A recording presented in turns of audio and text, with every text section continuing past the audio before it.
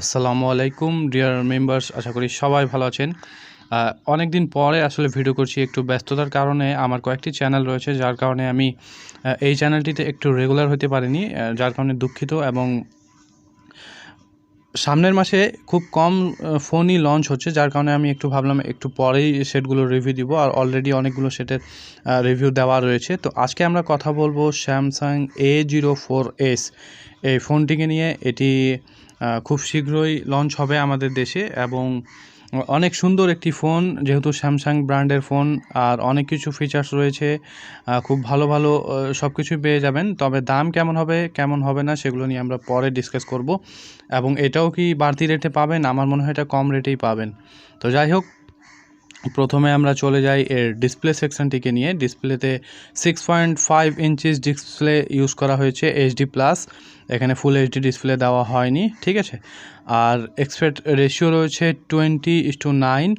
আর camera section নিয়ে যদি কথা বলি, প্রথমে ব্যাক ক্যামেরা বা মেইন সেন্সর হিসেবে 13 মেগাপিক্সেলের ক্যামেরা বসানো হয়েছে। এছাড়াও পিছনে আরও দুটি ক্যামেরা পাবেন, 2 মেগাপিক্সেল প্লাস 2 মেগাপিক্সেল। তবে ফ্রন্ট মেগাপিক্সেলে শুধুমাত্র 5 মেগাপিক্সেলের ক্যামেরা ইউজ করা হয়েছে। আর ভিডিও রেকর্ড করতে পারবেন এইচডি, ফুল এইচডিতে 180pতে। এছাড়াও ক্যামেরা ফিচার্সে এআই রয়েছে, পোর্ট্রেট মুড রয়েছে, night mode, slow motion, burst, panorama, QR code scan করতে পারবেন, face beauty, HDR, flash light, display ফ্ল্যাশও রয়েছে, ফেস আনলক রয়েছে। অপারেটিং সিস্টেম অ্যান্ড্রয়েড পাবেন 11-এ। আর ইউজার ইন্টারফেস আপনি One UI 3.1 পাবেন, ঠিক আছে। হার্ডওয়্যার সেকশনকে নিয়ে যদি কথা বলি, চিপসেট হিসেবে মিডিয়াটেক MT6765 হেলিও P35 এই প্রসেসরটি ইউজ করা হয়েছে। এছাড়াও জিপিইউ পাবেন পাওয়ার ভিআর GE A320, র্যাম পাবেন 4GB, ঠিক আছে।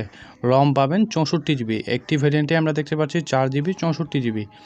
এছাড়াও এক্সটার্নাল কার্ড হিসেবে মাইক্রো এসডি কার্ড 1 টেরাবাইট পর্যন্ত আপনি এক্সটার্নাল ইউজ করতে পারবেন। সেন্সার রয়েছে অ্যাক্সিলোরোমিটার, প্রক্সিমিটি সেন্সার, লাইট সেন্সার। এখানে কোনো ফিঙ্গারপ্রিন্ট বা ফেস আনলকের আমি কোনো সেকশন দেখছি না, তাই আমি মনে করছি এটা খুব কম, সম্ভবত বাংলাদেশে 11 বা 10,000 টাকায়, কিন্তু 10,000 টাকার মধ্যেই এই ফোনটি আপনি পেয়ে যাবেন।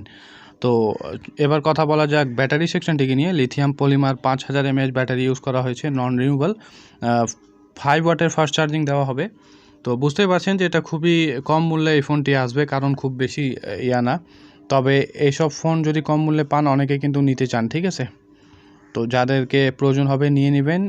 এটা খুব সম্ভবত, এটা রেটিং দেওয়া হয়েছে এখানে কিন্তু খুবই ভালো, 8.5 এর রেটিং দেওয়া হচ্ছে এর ফিচার্স হিসেবে, ঠিক আছে। সব কিছুই মোটামুটি ভালো রয়েছে। তবে প্রাইস ওই 10,000 টাকার মধ্যে আমার মনে হয় ইনশাল্লাহ পাবেন, খুব শীঘ্রই পাবেন। আর যেহেতু এখানে ফোনের ট্যাক্সগুলো বাড়িয়ে দেওয়া হয়েছে, যার কারণে অনেক কোম্পানি এখন লঞ্চ করছে না ফোনগুলো। তো লঞ্চে একটু এদিক সেদিক হতে পারে, আর যদি সব কিছু ঠিকঠাক হয়ে যায় তাহলে আমার মনে হয় 9-10 হাজার টাকার মধ্যে আপনারা এই ফোনগুলো পেয়ে যাবেন। ধন্যবাদ সবাইকে।